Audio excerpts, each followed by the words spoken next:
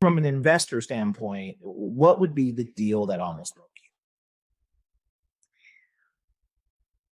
To be honest, I would say I've fairly been conservative in my underwriting because I don't want to take on more headache. Even though that's funny because every tenant is a new headache. But I would say my least favorite deal is a fourplex that I bought. Let me think for a second if there's anything else I hate worse than that one. I mean, everyone's like, oh, I want to get into multifamily, but this is just my opinion. And it could be just the situation because I ended up buying something where I had a guy who wanted to sell and I was like, well, maybe I could buy for you because I did the numbers and it actually worked even at like a 6 or something % interest rate, right? I cash flowed after factoring in my taxes, insurance, expenses, vacancy, all that. But there's 4 water heaters, 4 furnaces, 4 air conditioning, and it's questionable the age of the HVAC units. And 4 personalities. 4 tenants, yes. Tenant. Well, actually, there's also 4 toilets, right? And there's also probably at least 3 people living in each unit. And I get to foot the water bill and the trash. And there were roaches. But I didn't think about all of that because I was like, it cash flows. And I needed to buy something. So I bought it. And did I mention none of them speak English? The roaches or the tenants? The tenants, but definitely the roaches did not speak English. Yeah. No, they did not. I had to nuke them a couple of times. And here's a quick tip too. No one actually explained to me that a one-time roach treatment was not sufficient. You need to follow up because then they have eggs and then the babies hatch. And I was wondering, how come my treatments didn't work and I had to keep, calling every year? Oh, and then someone finally took the time to explain, this is why we have to follow up. I was like, oh, that makes a lot of sense for when the babies hatch. Or when you spray or bomb your property and they go next door, and then next door gets sick when they bomb and then they come back to your property. Oh, yeah. Right. You got to treat again or follow up. And there were no security deposits. They only pay cash. So every month, God, I'm so thankful that I have a friend who speaks Spanish and was willing to do this for me. He was a point of contact, and every time stuff would go out, he said, oh, my thermostat didn't work. And I was like, did you try to check the battery? Oh, it's working now.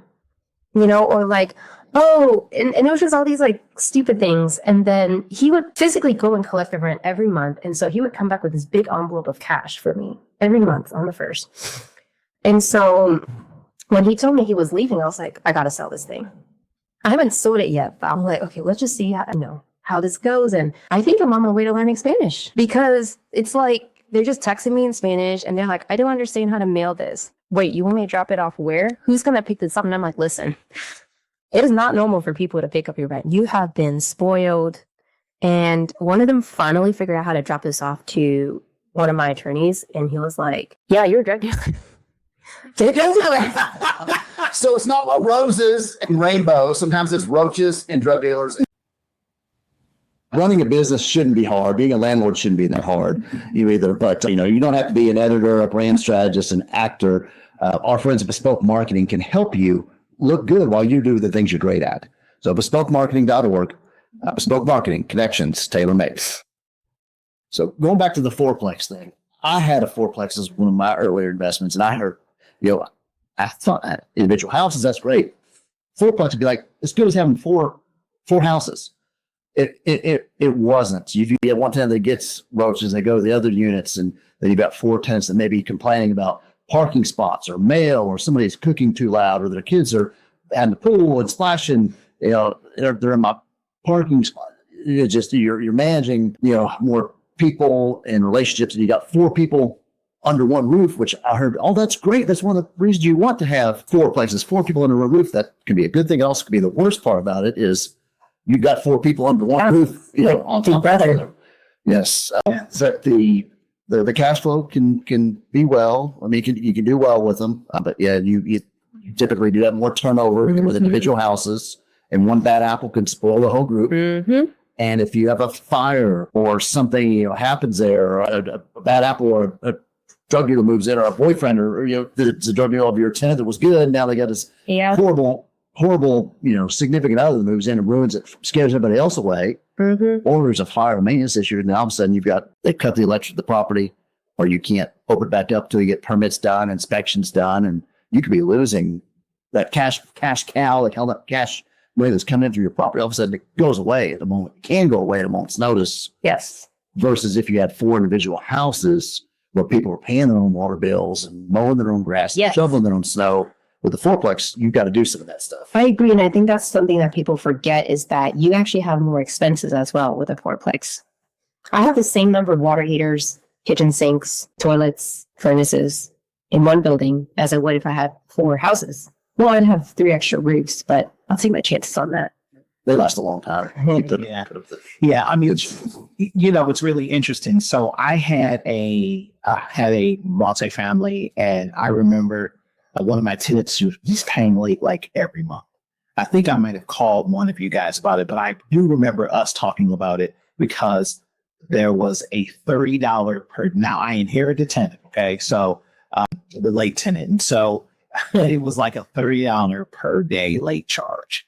I called you and I said, hey man, I got a tenant that's not paying and it's a $30 late fee. And he was like, your first question was, do you want to evict them? And I was like, well, I said, but it was $30 a day and the rent was X amount, but they sent the rent check for this amount.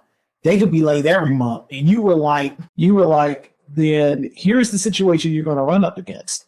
If you ever want to evict them, they're going to take one look at that lease and the judge is going to look like you took advantage of them. Even though I didn't make the lease happen, we did an amendment to remove that very high late charge. Whittle it down where it's more manageable or fair. So way more manageable and fair. And I remember you telling me like, hey man, you may want to change your lease like now.